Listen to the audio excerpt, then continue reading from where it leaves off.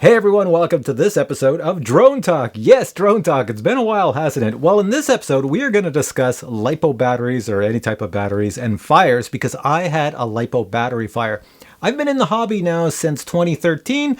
I'm not a newbie. I'm not the new kid on the block learning about Lipo batteries. So this was a bit of an experience for me. I saved my house from burning down and I'm going to show you my setup, which probably saved me. But let me first quantify that I'm not a newbie by telling you the following. I've been in the RC hobby, as I mentioned, since 2013. Started out with camera drones, and camera drones are considered beginner drones because you just go buy them off the shelf. Everything you need is in the box, and you have no knowledge of how anything works, but you just charge up the batteries. There's a charger there, and you plug everything in, hook up your phone, and you go fly, and it's so simple. So like most people, I started in the days of the Phantom, and with the Phantom, everything came in a box, and you just basically plugged in the included batteries into this big charging brick and they charged up and I never worried about it. They charged and I never had a problem. And then I'm going to jump to today. We have the DJI Mavic 3. And if you look at the charging brick again, it's a little tray. You take your battery, you go plunk. That's it. Plug this into your little other charging brick and it charges up and you get some flashy lights. You know nothing about charging. It all works, so you don't worry about it, right? Then I jumped over into the FPV drone hobby because I wanted to be one of those advanced drone pilots. But you know what? If you come from the camera drone hobby and jump to FPV, you really got to learn a lot. Everything works differently, but the main thing you have to learn is how to charge batteries. So I had to buy a battery charger. You know, this charges all types of batteries, and you have to learn how everything works because when you charge up your batteries, they're not smart batteries. They're just a battery, 6 cells, 4 cells, 3 cells. You have to know how many amps to put in, how many milliamp hours. You don't want to overcharge the cells. You know, you don't want to go beyond 4.2 volts unless you're exceeding. Oh, it's crazy stuff. You could burn down your house with this. But I learned this long ago, and I've been using these chargers for a long time, charging up these type of batteries and never having a problem. Then I got into RC boats, and RC boats, same thing. If you get into the professional RC boats, well, batteries, you have to buy them yourself, whatever battery you want, just like FPV drones, and you have to know how to use a battery charger. Certainly they make boats that come in a ready-to-run kit where the little battery comes with it and you get this tiny little charger. But, you know, those are kind of dangerous. Anyways, they do work. But at least with this, you control all the aspects of your charging and everything is great. And I never had a problem when I was in the RC boat hobby. I'm still in the RC boat hobby, but honestly, never a problem. Then I got into the RC cars and trucks, and you can see these things are massive. So as you can imagine, there's massive batteries in here. So this is a Traxxas vehicle, and you know, you get these huge 6-cell batteries, like massive things that you have. And again, you have to use a charger. You can either buy the Traxxas charger, which is supposed to be like a dumb charger. It's like, you don't have to know anything. You just plug our batteries in and everything works. Or you can use different types of batteries if you want, but then you have to know how to use a battery charger. All that to say, I've never had a problem charging. No Lipo fires with boats, with RC cars, with FPV drones, and camera drones. Then I got into RC helicopters, and RC helicopters can be quite large, and they take, you know, quite large batteries. And again, you have to know how to use a battery charger to charge everything up because you're going out and flying these things and you don't want anything going wrong, falling out of the sky. So again, never any problems using a charger like this and big batteries with RC helicopters. Then this year, I got into RC planes. I'm really loving RC planes. And RC planes are huge. You know, you have the small little planes that are fun to fly. They come with a battery and a charger. Those are fun, you know, park flyers. Then you get the ones that most of the RC pilots fly, which are like larger ones like this. This is even big. Like they can get massive in size. I'm smashing myself here. And they take huge batteries to run them, to keep them up in the air because they use an awful lot of power to stay in the air. They're pushing forward all the time. They either have a prop. This is a jet, but you have some with props.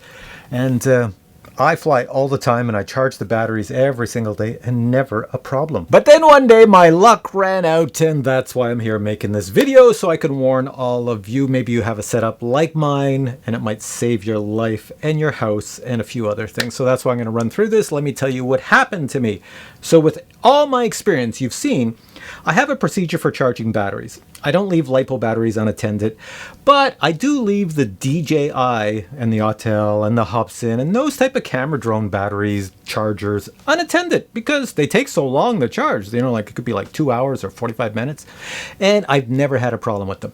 So this is what happened. I had a type of camera drone. It came with a little charging pad like this. So you would take your batteries and you would stick them inside like this.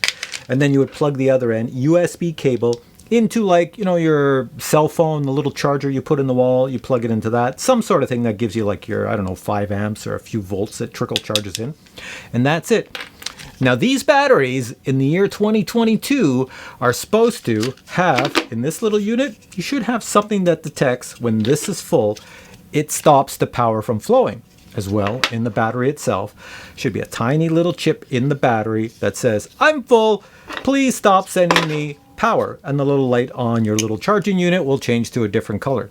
That's pretty much how simple this stuff works. It's nothing too amazing.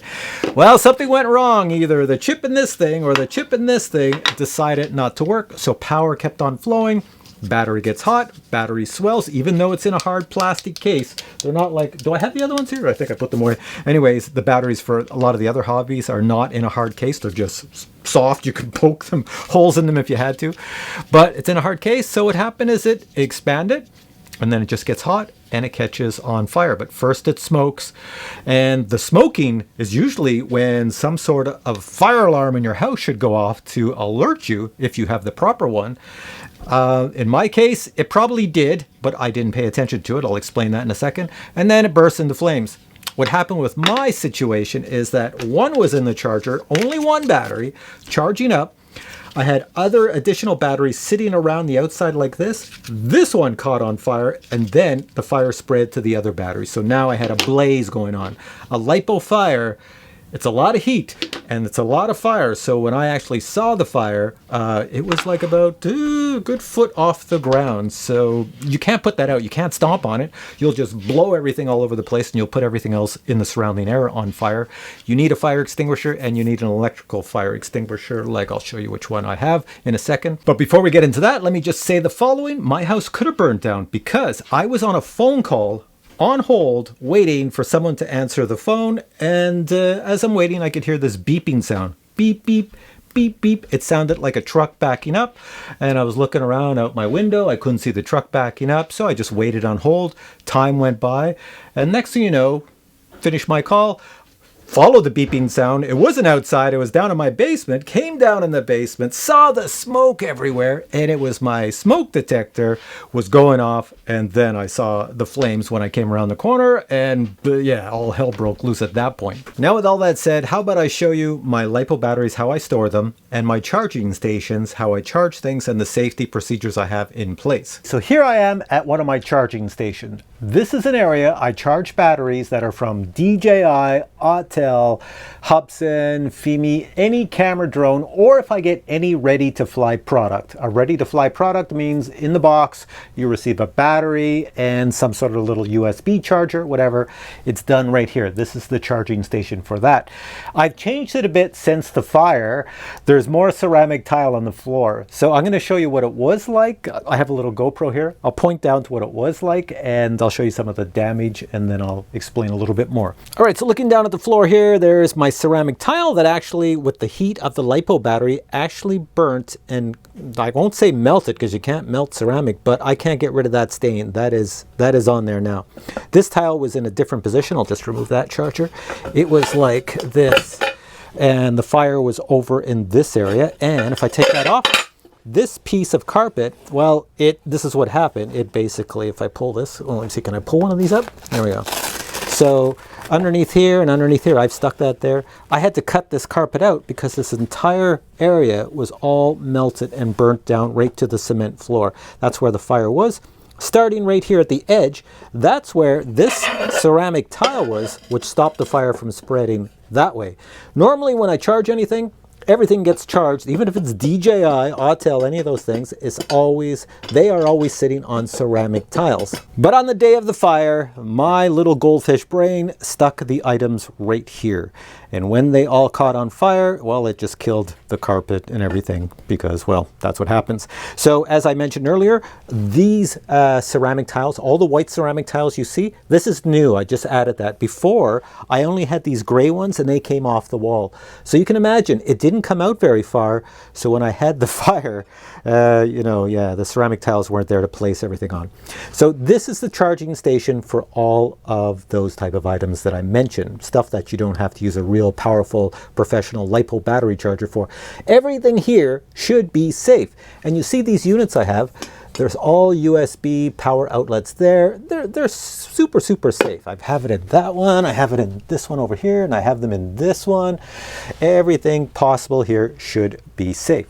And the way it works is that when, like all these GoPro batteries charging up, and that's a camera battery over here, when they're fully charged, they go from this location and they go in this tiny little container here, which has small batteries like GoPros or things like that. When I'm finished charging batteries, like for the DJI drones or the Autel or any camera drones, well, I do like most people. I stick them back in the case because I have hard cases for all of them. I stick them back in the case because I only charge them up the night before I'm going to go fly. So then I go fly and the batteries are basically depleted. And if I don't fly and the battery is still fully charged, well, all of them are smart batteries. They discharge on their own based on what you set it at. 3 days, 5 days, 9 days.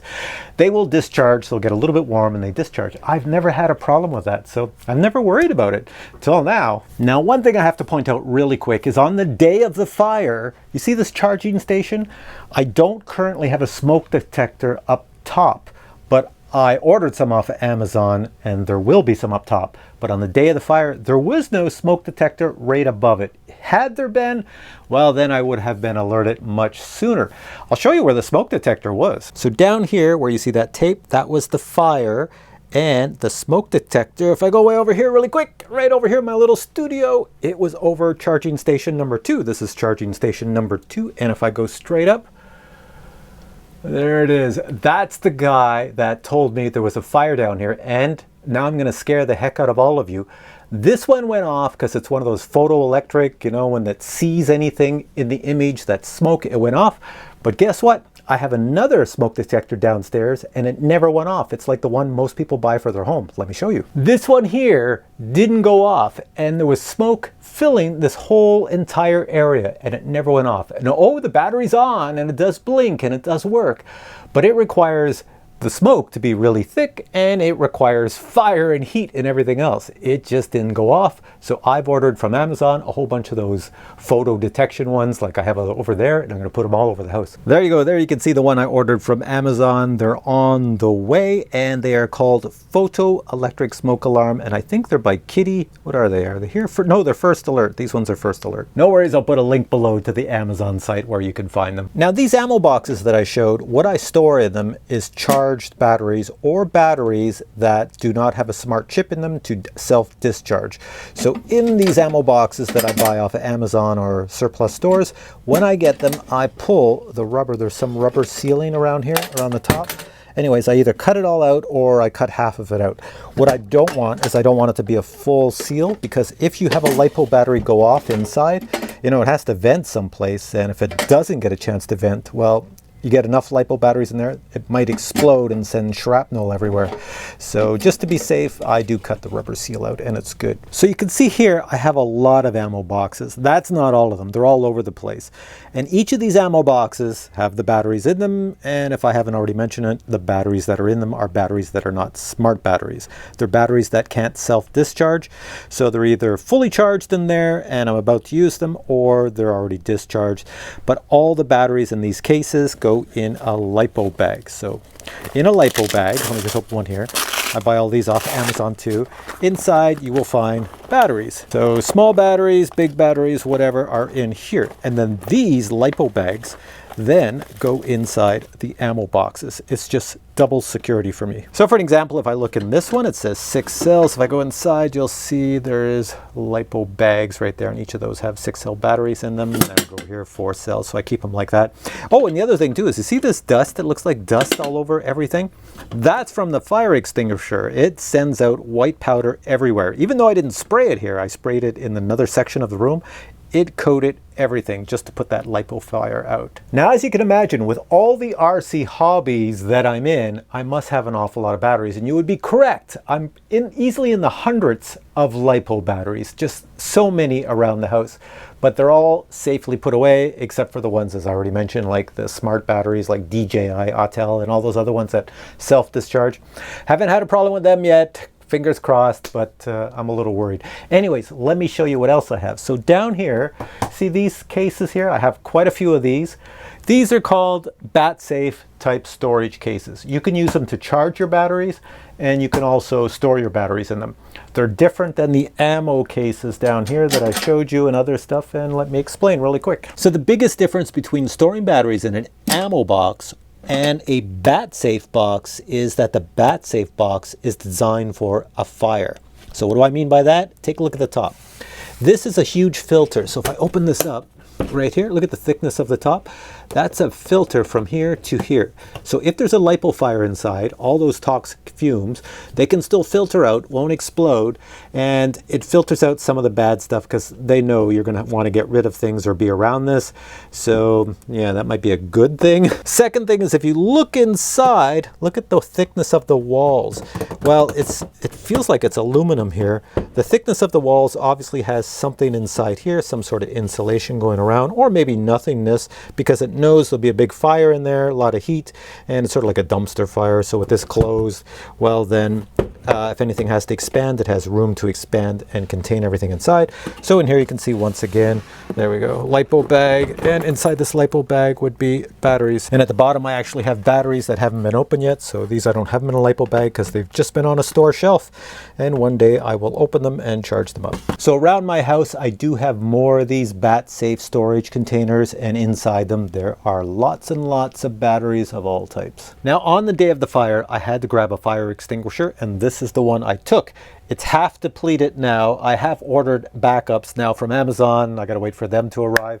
But it's just your typical electrical, get off of there, you. It was easier on the day of the fire. I could yank that off, no problem. It's your typical, it has a Class C rating down here. That's for electrical.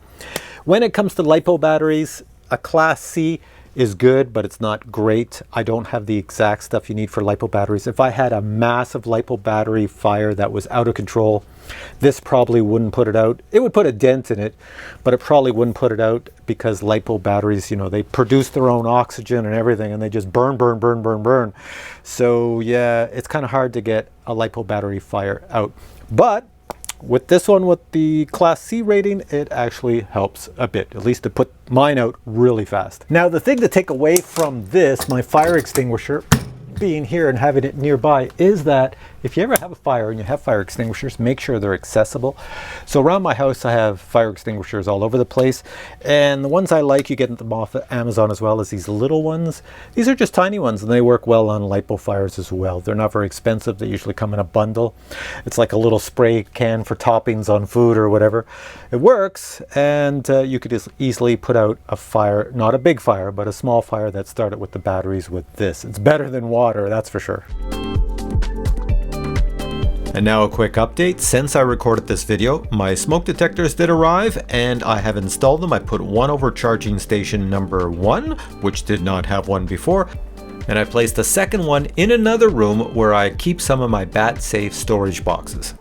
So in summary, you can see I was pretty darn lucky. Had I stayed on a phone call and ignored all the beeping sound, because I wasn't used to the beeps coming from the fire alarm, I was expecting something totally different. Well, then my whole basement could have been way up in flames, too big that I could possibly put out myself. Then, you know, the house probably would have burnt down. That would not have been very good. So I'm going to put links below to everything I have here. So the ammo cases, I'll see if I can find some on Amazon. And then just remember, cut out that rubber seal if you get them. Lipo bags, they're all over Amazon. I'll put some links to that. I'll put to these little fire extinguisher things I have here. These are the ones I use. And I'll put links to that. And I just ordered some more, so I'll have the links for that. And as I mentioned, for the little smoke detector that actually works, that goes off when it sees smoke, vice having to have some chemical in it and make a chemical reaction like those other ones, which were useless, did utterly nothing. I'll have links to those. So hopefully this little video helps you out to maybe put your mind to rest, or hopefully I haven't freaked you out too much about LiPo batteries and charging and everything else. It's just be observant. You know, anything could go wrong at any time, so don't become too complacent like I did. Even though I take tons of precautions, you know, things can still go wrong. All right, guys, hope you enjoyed this video. If you have any comments or experiences of your own, post them below. I'm sure everybody would love to hear your experience, because I'm sure you've been just like me, caught off guard and something went totally wrong. So post that below for everybody's interest to read those. And for now, I say, hey, thanks for watching. Catch you in the next one. Bye.